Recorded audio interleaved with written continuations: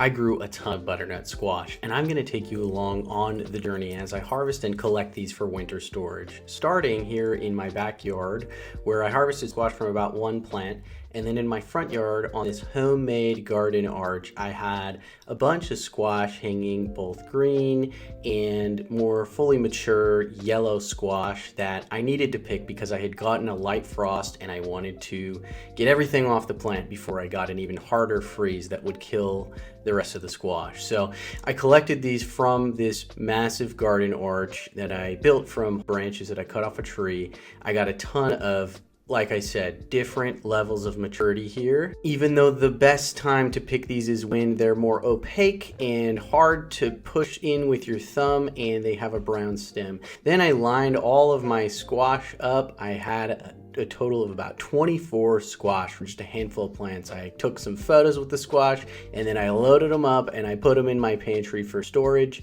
where they will stay all winter. Another awesome harvest video. Check out the video here.